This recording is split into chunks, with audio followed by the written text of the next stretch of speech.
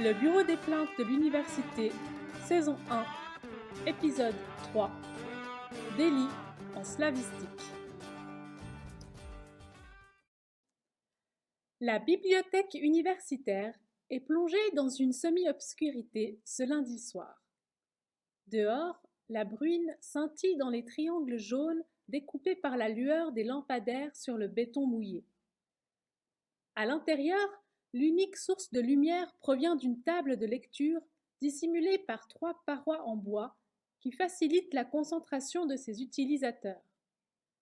Sous le faisceau de la lampe de chevet, Nina d'Alembert s'endort sur une pile de revues psychologiques. Cela fait déjà 2 mois que la rentrée est derrière elle, et Nina sent que la charge de travail s'alourdit. Elle a 2 rapports à rendre pour fin novembre et des examens préparatoires à réviser pour début décembre. Comme on l'avait prévenu le jour de la reprise, cette première année ne serait décidément pas de tout repos. La jeune fille a déjà passé le week-end entier à travailler et elle se retrouve à nouveau à faire la fermeture de la bibliothèque. Elle regarde l'heure sur son téléphone, minuit 12. Cela fait plus d'1 heure que les derniers étudiants ont quitté les lieux et que la bibliothécaire de garde l'a sermonnée. « Vous devriez rentrer chez vous, jeune fille. Il est déjà tard. » « Je sais, merci, » avait rétorqué Nina. « Je ne vais pas faire long. Je veux juste terminer ce chapitre. » « N'oubliez pas d'éteindre toutes les lumières en partant et de vérifier que la porte se ferme bien derrière vous. »« Oui, comme d'habitude. » Un des nombreux avantages qu'offre son boulot d'étudiante au bureau des plaintes de l'université est d'avoir libre accès 24 heures sur 24 à tous les bâtiments du campus, y compris la bibliothèque. Nina jette un œil à ses messages. 21h11. J'ai fait de la soupe à la courge pour 10 personnes. 21h12. Michael n'aime pas la soupe. T'en veux? Un rictus se dessine sur les lèvres de la jeune femme. Simon, son frère, a tendance à cuisiner pour un régiment.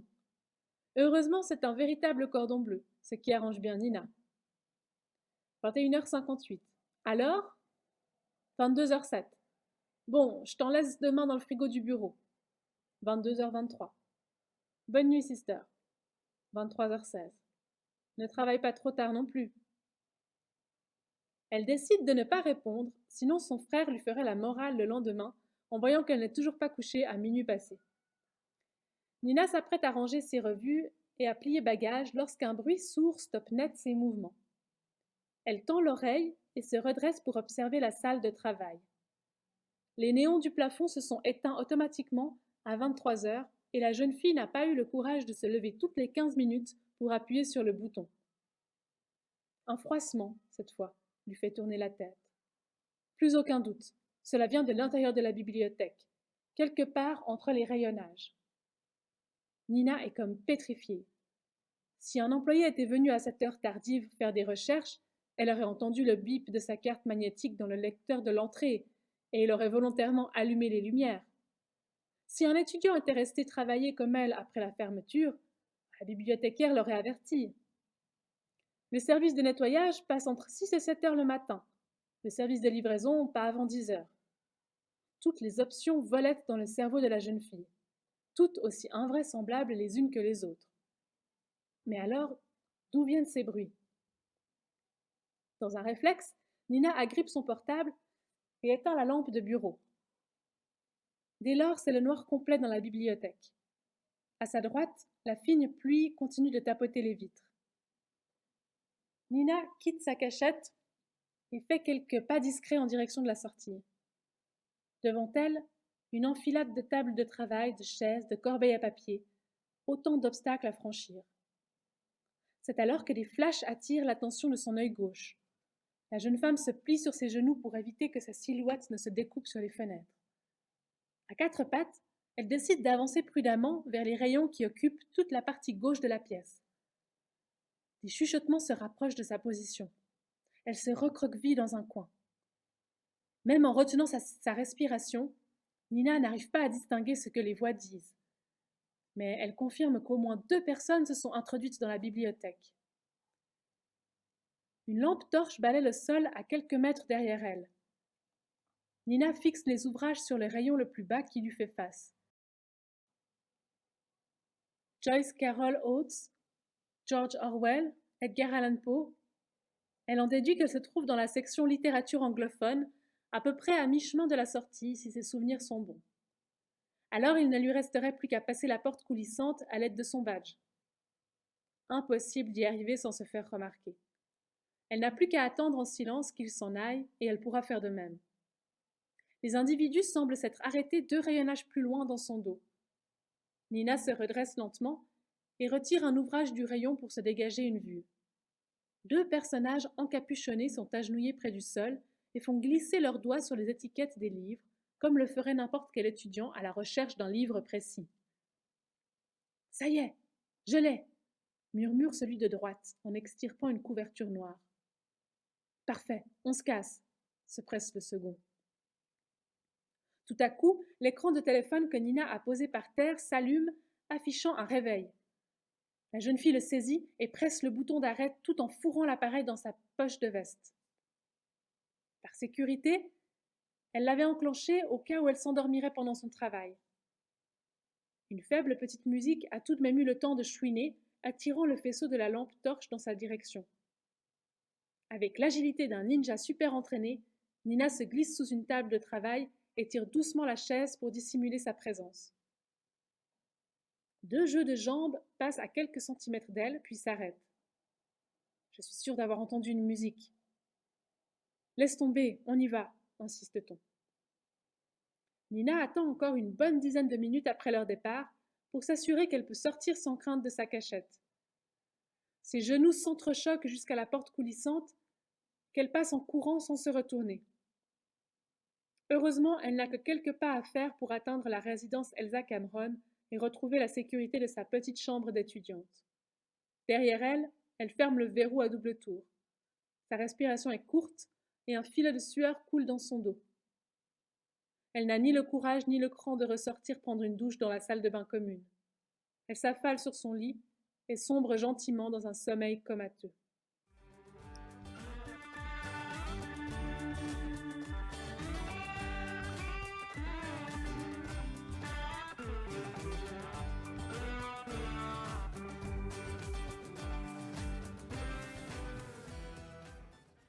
Michael Fasnacht remplit son bol de céréales à ras-bord avant de les noyer dans une rasade de lait.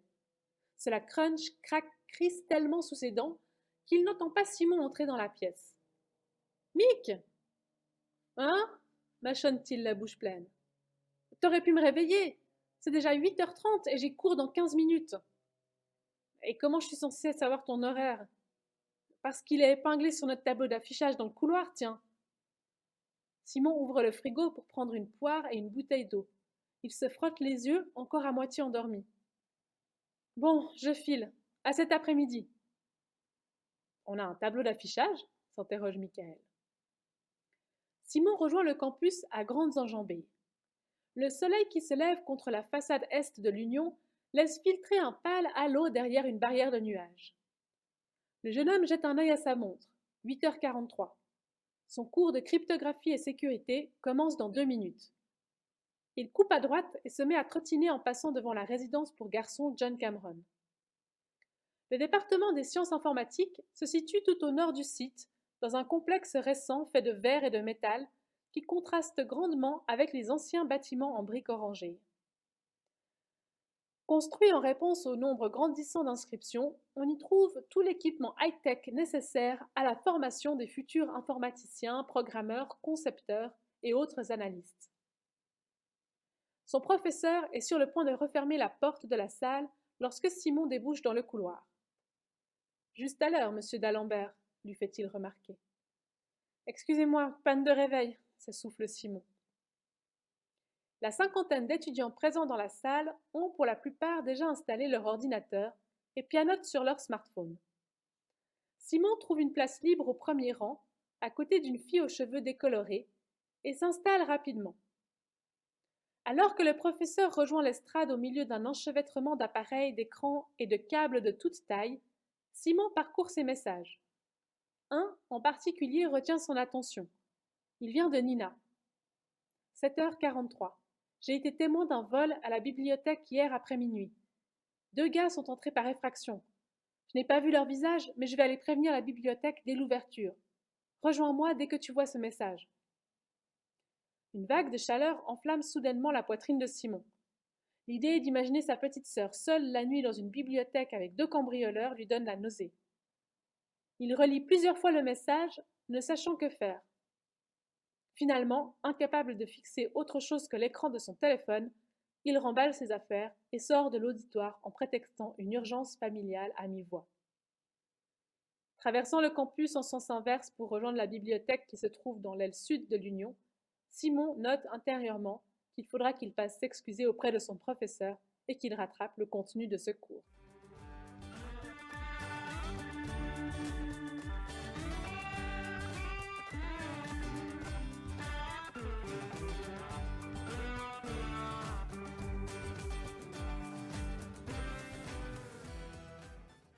C'est elle! S'écrie la bibliothécaire en pointant Nina du doigt. 3 visages défiants pivotent dans la direction de la jeune femme qui arrive au comptoir d'accueil. Le responsable des lieux tente de calmer son employé, tandis que l'assistante administrative observe la scène à l'écart. Attendez, Madame Brun, il doit sûrement y avoir une explication. Laissez cette jeune personne s'exprimer. Ce n'est pas moi qui ai volé ce livre, je le jure, se défend Nina. Mais j'ai vu ceux qui l'ont fait. La bibliothécaire secoue son double montant, mal dissimulé par un gros collier de perles. Elle a la cinquantaine, un look frais et bienveillant avec ses chemisiers fleuris ou colorés qui camouflent une autorité de militaire aguerri. Nina l'aurait bien vue travailler comme cuisinière dans une colonie de vacances ou animatrice dans une prison. Madame Brun fait partie de ces personnes qui savent se faire respecter sans se faire détester. Une main de fer dans un gant de velours, comme on dit. Finalement, elle n'est pas si mal à sa place à l'accueil d'une bibliothèque universitaire. Quoi? S'exclame-t-elle. Mais de quel livre parlez-vous? Quel vol? Attendez, hésite Nina. Ce n'est pas de ça que vous m'accusez? Face à cette incompréhension, le responsable décide d'intervenir. Madame Brun est venue me rapporter ce matin qu'elle a trouvé une fenêtre ouverte au fond de la bibliothèque. Elle m'a dit vous avoir vu hier soir et vous avoir expressément demandé de tout fermer et éteindre avant de partir. Voilà pourquoi elle est dans cet état. Alors que Nina considère ces nouvelles informations, Simon fait une entrée fracassante à l'accueil et agrippe sa sœur. Nina, mon Dieu, tu n'as rien?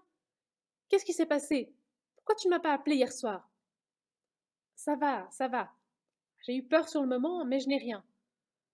Je crois comprendre le déroulement des événements. La jeune fille se tourne à nouveau vers le comptoir. C'était peu avant minuit et quart hier. J'allais quitter la bibliothèque en ayant vérifié les lumières, les portes et les fenêtres, comme Madame Brun me l'avait demandé, explique-t-elle sur un ton exagéré. Lorsque j'ai entendu des bruits. Comprenant que je n'étais pas seule, j'ai rapidement éteint ma lampe et je me suis cachée. 2 personnes, des hommes, ont dû s'introduire par une fenêtre laissée entr'ouverte. Ils avaient des capuchons et une lampe torche. Ils étaient à la recherche d'un épais livre noir qu'ils ont mis dans un sac à dos avant de ressortir par la même où ils étaient entrés. La bibliothécaire met une main devant sa bouche et jette un regard effrayé à son assistante. Quelqu'un a osé voler un livre en pleine nuit? Mais ils ne t'ont pas fait de mal, s'inquiète Simon en ignorant la remarque de l'employé. Non, ils ne m'ont pas vu. Mais je dois pouvoir vous indiquer où ils se trouvaient. Avec l'emplacement, on pourra trouver la référence et savoir de quel ouvrage il s'agit. Madame Brun s'empare d'un bloc de post-it et d'un crayon et lance solennellement. Montrez-nous. Le petit groupe suit Nina dans les travées d'étagères. L'espace de travail est parsemé de quelques lève-tôt qui ne les remarquent même pas. Ils ralentissent en arrivant près de la section littérature anglophone. Nina est très concentrée et compte les rayonnages. C'est là, annonce-t-elle en s'arrêtant net. D'un geste du menton, elle pointe le rayon du bas. Le responsable s'approche. Section slavistique. Simon fronce les sourcils. Voilà un mot qui n'est pas à son répertoire. Mais il n'ose pas interrompre le suspense du moment pour demander sa signification. L'assistante s'agenouille et extirpe une lourde couverture noire qu'elle tend à Nina. Vous voulez parler de ce livre-là? Questionne la bibliothécaire. Nina n'en croit pas ses yeux. Il correspond en tout point au volume qu'elle a vu disparaître il y a quelques heures de cela. Oui, bredouille-t-elle, mais je ne comprends pas.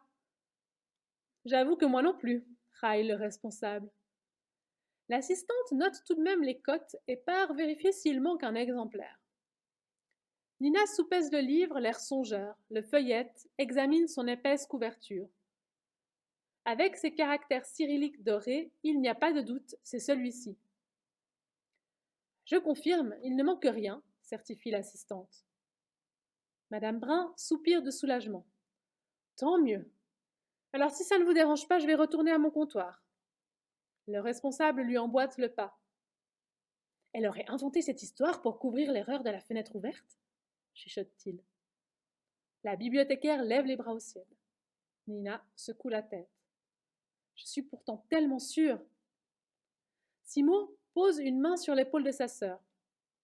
En même temps, il était tard, il faisait nuit et tu étais épuisée. Peut-être que ça t'a joué des tours. Peut-être. La jeune fille tourne le livre qu'elle tient toujours entre ses mains et passe ses doigts sur la couverture. Au bas de la tranche, une étiquette rose indique la cote RY 1916. Pourquoi aurait-on voulu voler ce livre? Interroge rhétoriquement Simon. C'est un exemplaire uniquement consultable sur place. On ne peut pas l'emprunter, constate Nina. Comment tu le sais? L'étiquette est rose. C'est un code couleur. Blanc pour les prêts de 3 semaines, jaune pour 1 semaine et rose pour non empruntable. Exactement. Tu comprends vite pour quelqu'un qui n'utilise jamais la bibliothèque, raille la jeune femme. Simon grimace à sa remarque et parcourt la salle du regard. La pièce est très vaste. En son centre se trouvent les rayons de livres, principalement des sujets de littérature et sciences humaines à cet étage-là. De chaque côté, on trouve des places de travail. Près des fenêtres, ce sont de simples tables avec 1, 2, voire 4 chaises, tandis qu'à l'opposé, il y a des fauteuils plus confortables, des postes informatiques, des photocopieuses, des présentoirs à journaux, d'anciennes cartes géographiques et toutes sortes d'encyclopédies mises à disposition. D'accord, reprend Simon. Admettons que les voleurs aient besoin de ce livre pour une raison saugrenue. Disons un séminaire sur la salvitique. Slavistique, corrige sa sœur. Oui, bref. Ils ne peuvent pas l'emprunter et semblent très frustrés. Pourquoi ne font-ils pas des photocopies? Pourquoi prendre le risque de s'introduire dans la bibliothèque la nuit pour voler un livre? Pas faux. C'est vrai que c'est étrange toute cette histoire. Nina lève la tête au plafond et la tourne dans tous les sens. Qu'est-ce que tu fais? Interroge son frère. Je vérifie s'il n'y a pas de caméra de surveillance. Mais non. Il faut croire qu'ils ne tiennent pas tant que ça à leur bouquin au final. La jeune fille place l'épais volume dans son sac à bandoulière. Simon lui attrape le bras et chuchote nerveusement. Tu vas le voler? Mais non, rigole-t-elle en voyant le visage angoissé de son frangin. Je vais l'emprunter. Perplexe, Simon observe Nina s'éloigner le long des rayonnages. Il trottine pour la rejoindre. Je croyais qu'on ne pouvait pas l'emprunter. Pas le commun des mortels, non, mais les employés de l'université, oui. Madame Brun la regarde de travers quand Nina lui présente le livre et sa carte, mais elle les lui rend sans brancher. Bon, je file. J'ai cours dans 10 minutes, annonce la jeune fille, avant de déposer un baiser sur la joue de Simon. Désolée de t'avoir dérangé pour ça, mais merci d'être venu. De rien, sister. À plus.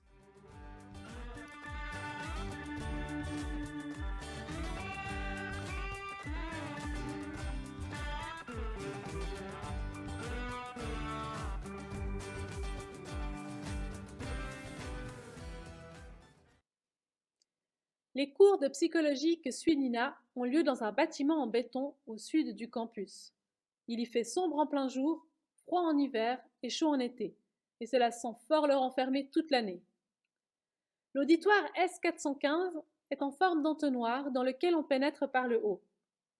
Les pupitres s'étalent en pente douce jusqu'à l'estrade encadrée par un vieux tableau noir. Un écran blanc est en train de descendre lentement du plafond lorsque Nina arrive. Comme à son habitude, elle s'installe dans les premiers rangs, bien au centre de la pièce, pour être sûre de ne rien manquer et de pouvoir intervenir à tout moment si l'envie lui chante. Les lumières baissent dans la salle et sa prof de psychologie cognitive, Madame Serrano, introduit le sujet du jour. Les pensées de Nina n'arrêtent pas de dévier vers le livre de slavistique qui repose dans son sac. Elle doit lutter pour se concentrer sur les paroles de son enseignante. Le meilleur conseil que peut vous donner la psychologie cognitive est d'observer les signes extérieurs d'un individu pour trouver ce qui importe à l'intérieur de lui. Mais oui, c'est ça, s'exclame soudain Nina, faisant sursauter les deux filles assises devant elle.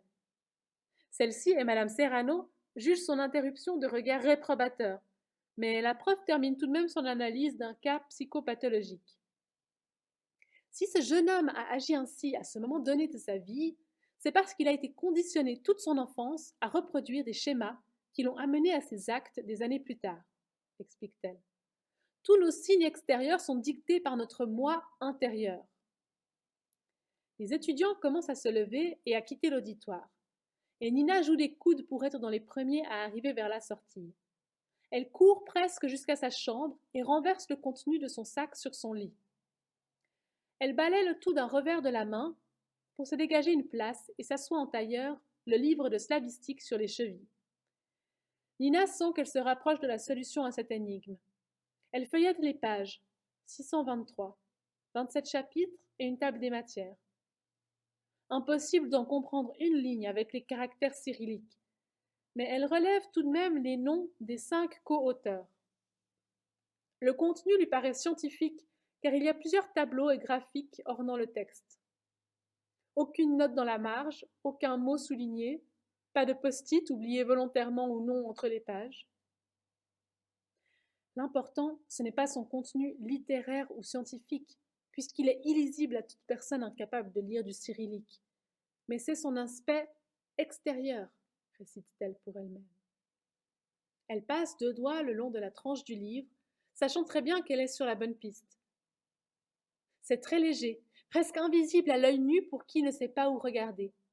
Un petit renflement au niveau de la couverture, comme si on avait inséré quelque chose entre les feuillets reliés et le carton qui protège le livre. En ouvrant le volume, une cavité de 3 cm sur 1 se crée au niveau de la tranche-fil. Un espace juste assez grand pour y glisser un petit objet plat ou un papier plié. Elle tente d'y glisser son index, mais n'arrive pas à saisir ce qu'elle y sent. Même échec avec sa pince à épiler. En forçant un peu et avec agacement, elle finit par déchirer la couverture et à extraire une petite feuille pliée en 4. Dessus, une suite de 12 chiffres et lettres incompréhensibles a été griffonnée. CP35X7RY_929A. Nina ne peut cacher sa déception. Elle s'attendait à trouver de l'argent, un objet de grande valeur, une carte au trésor peut-être, mais pas ça. De frustration, elle balance le livre sur la moquette.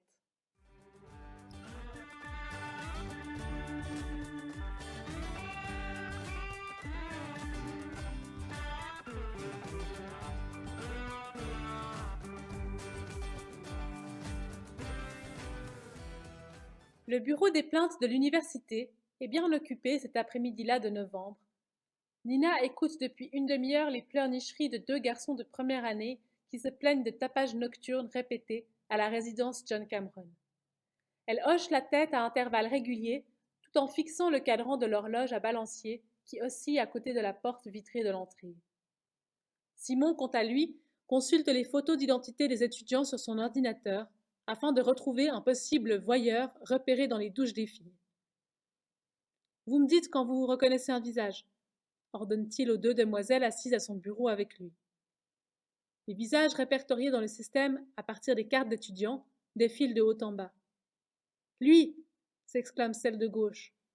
Simon zoome pour afficher le garçon en gros plan. Non, il avait la peau beaucoup moins foncée, constate celle à sa droite. Simon inspire longuement. Ça doit être la 10e fois qu'une pense l'avoir reconnu et que l'autre dément. À croire qu'elles ne l'ont pas vraiment vu ce voyeur, ou qu'elles l'ont imaginé. En fin de journée, Michael les rejoint. Tu ne travaillais pas aujourd'hui ? Questionne Nina. Non, j'avais pris congé et Simon m'a remplacé, madame l'inspecteur. J'avais un examen intermédiaire, ajoute-t-il en voyant l'air soupçonneux de Nina, qui ne fait toujours pas confiance à son nouveau collègue. Bon, ça tombe bien que vous soyez les deux là, change-t-elle de sujet. J'ai fait une découverte à propos du livre. Elle résume rapidement l'épisode de la nuit à Michael, ainsi que son illumination pendant le cours de psychologie cognitive. En y réfléchissant bien, on comprend pourquoi ils ont décidé de cambrioler la bibliothèque. Ils ne pouvaient visiblement pas emprunter le livre, et en faire des copies ne servait à rien, car ce qu'ils cherchaient n'était pas dans le livre, mais dans sa couverture. Simon et Michael l'écoutent avec attention, les sourcils froncés. J'ai moi-même dû déchirer la reliure pour en retirer ce qu'ils voulaient. Ils ne pouvaient sûrement pas prendre le risque de faire ça pendant les heures d'ouverture. Quelqu'un, un étudiant, un bibliothécaire les aurait vus. Ils n'avaient donc pas d'autre choix que de voler le livre. Mais alors pourquoi ils ne sont pas repartis avec? Pourquoi faire tout ça pour finalement le laisser sur le rayonnage? Questionne Simon. Nina extirpe l'ouvrage et le dépose sur la table basse qui fait face au canapé où ils se sont installés. J'ai deux hypothèses. Soit ils ont été surpris par ma présence et ont reporté leur vol, soit ils avaient prévu de remplacer l'original par une copie pour que personne ne s'en aperçoive. Je les ai dérangés en plein milieu de leur échange et ils se sont trompés et sont repartis avec la copie.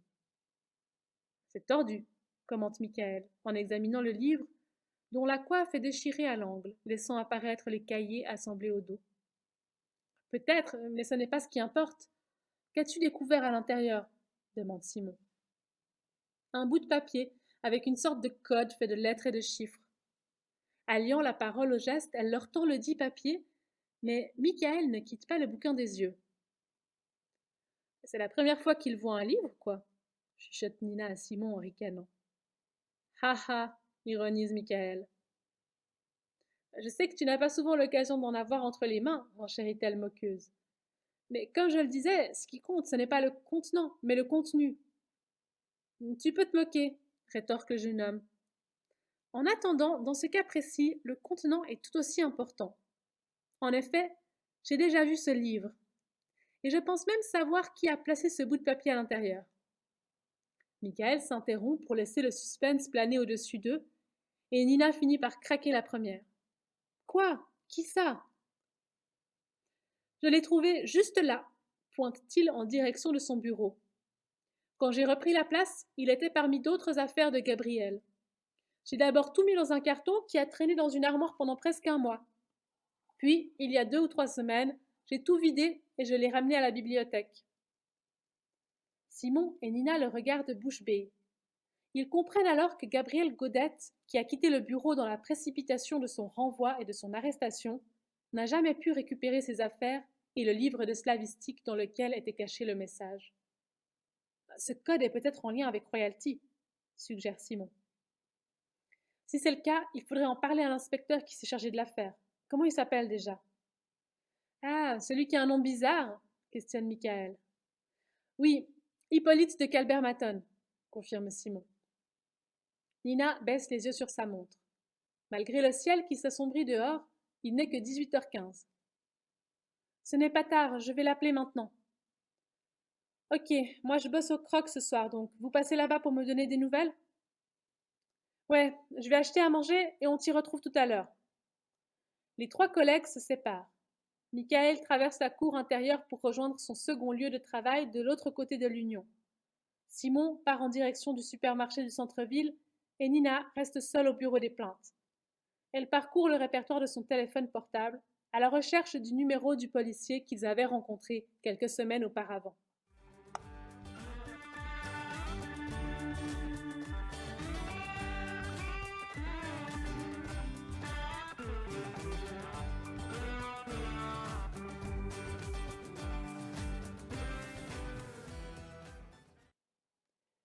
Les habituels fumeurs se tiennent chauds devant l'entrée du Croc et rigolent à plein poumon. Nina se ferait un passage jusqu'à l'intérieur où la moiteur humaine est presque étouffante par rapport au dehors. Comme toujours, Simon s'est attablé au bar, une chope de bière devant lui et une barquette de sushis à moitié entamée sous la main.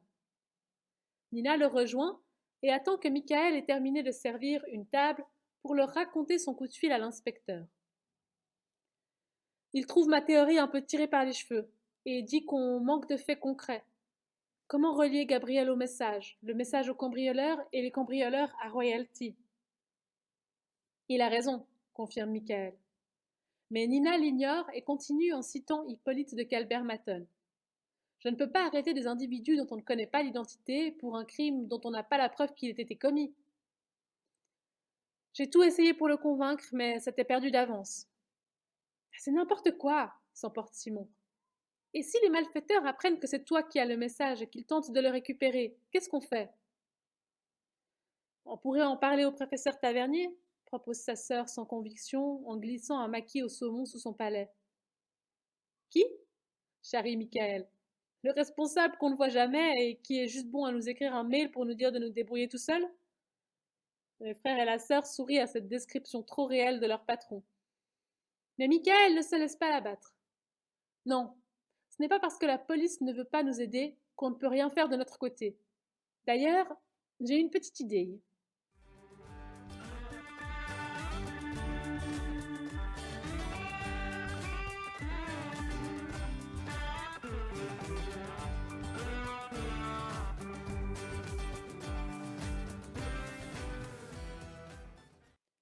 Nina n'était pas tranquille à l'idée que des intrus souhaitent s'introduire dans sa chambre pour retrouver le code.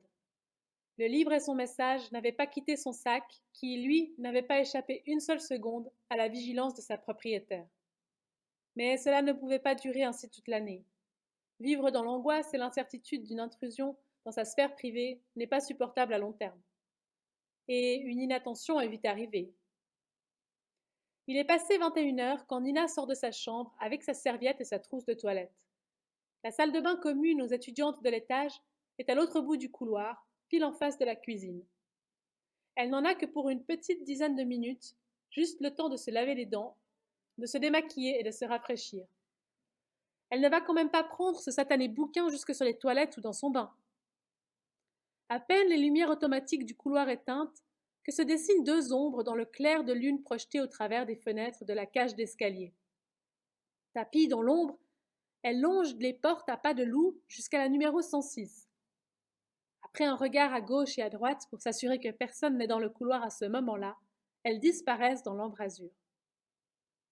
Quelques secondes plus tard, Nina ressort de la salle de bain à l'opposé. Ses mains libres le long du corps, elle se dirige d'un pas sûr vers sa chambre. C'est le calme plat au premier étage du bâtiment Elsa Cameron. À l'instant où Nina arrive à la hauteur de sa porte, la lumière automatique se rallume. Nina? La jeune fille sursaute et place sa main sur son cœur. Sophie, murmure-t-elle en voyant une première année passer la tête dans l'encadrement de la porte d'en face. Tu m'as foutu les boules. Qu'est-ce que tu fabriques dans la nuit? Quelqu'un a encore dévissé les ampoules? Mais Nina n'a pas le temps de répondre que des bruits sourds se font entendre de l'autre côté de la porte 106. Sophie lui lance un regard inquiet et plein de questionnements. Soudain, la porte vole en éclats, manquant tout juste de heurter Nina de plein fouet. Sophie pousse un cri d'horreur en voyant deux silhouettes encapuchonnées débouler dans le couloir sombre. Nina est projetée par terre et se cogne la tête contre la plinthe du mur.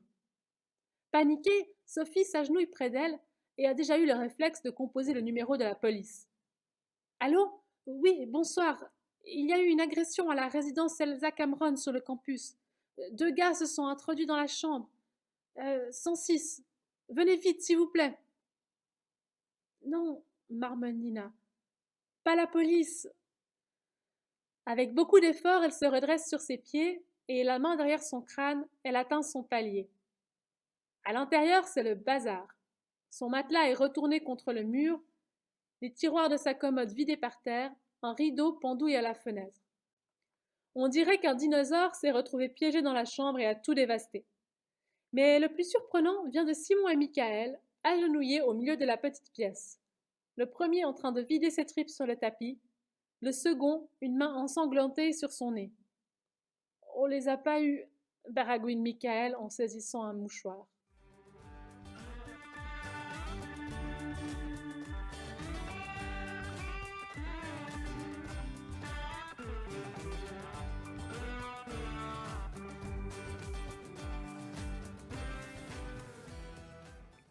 Après avoir terminé la rédaction d'un rapport urgent à remettre à son supérieur, Hippolyte de Calbert-Matten est sur le point de quitter le poste à l'instant où une brigade est appelée à l'université. Code 327, délit d'effraction avec agression. Ça le fait tilter. Les interventions sur le campus se limitent généralement à des états d'ivresse, des accidents de la route, quelques bagarres. C'est où exactement interroge-t-il son collègue qui a reçu l'appel. Dans la résidence pour filles, chambre 106, occupée par une certaine Nina d'Alembert. De Calbert-Matten saute alors de son siège et suit les agents.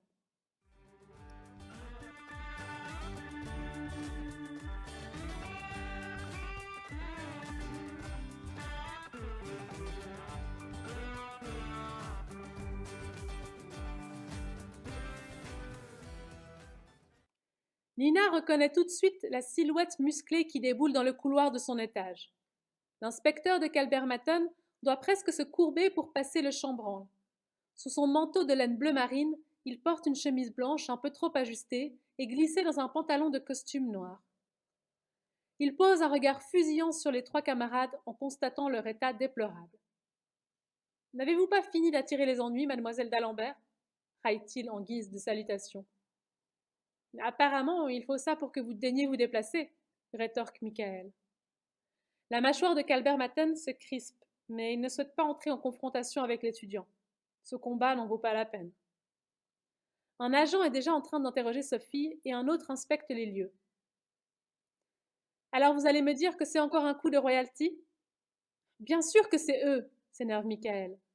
On a essayé de vous prévenir qu'ils allaient vouloir récupérer le message codé, et vous n'avez rien fait.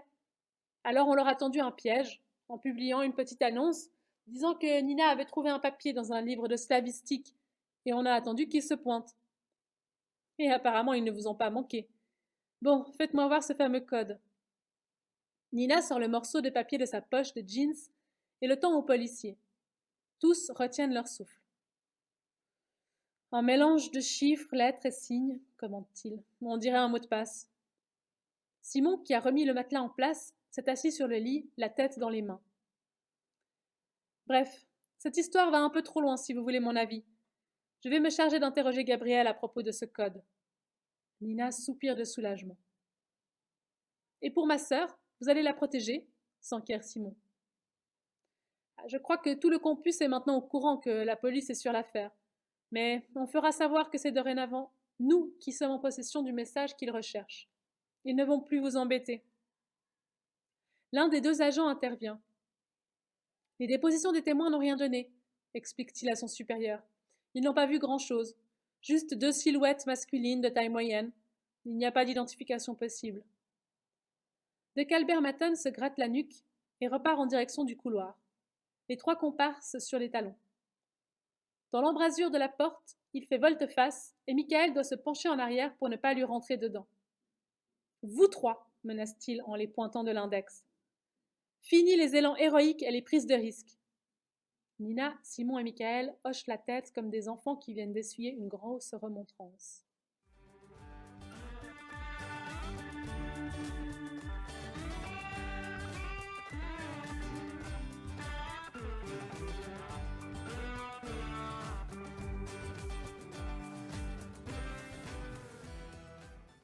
Le soir même, Nina squatte le canapé de son frère, le temps de remettre sa chambre en ordre. Allongée dans la nuit, la jeune femme réfléchit aux événements des dernières heures. Que l'inspecteur ait pris les choses en main la rassure. C'est vrai que leur manœuvre pour piéger les cambrioleurs était un peu risquée. Cependant, plusieurs questions restent en suspens. Que signifie le code? A-t-il un lien avec Gabriel et Royalty? Qui sont les deux intrus? Vont-ils essayer de s'en prendre à elle à nouveau? Nina se tourne et se retourne sur les coussins du sofa, sans pouvoir reposer son esprit. Le temps leur amènera sûrement des réponses. Pour le moment, elle ne peut rien faire d'autre que dormir. Les Royals ont peut-être gagné la deuxième manche, mais le match est loin d'être terminé, et qui sait ce qui peut encore arriver avant le coup de sifflet final.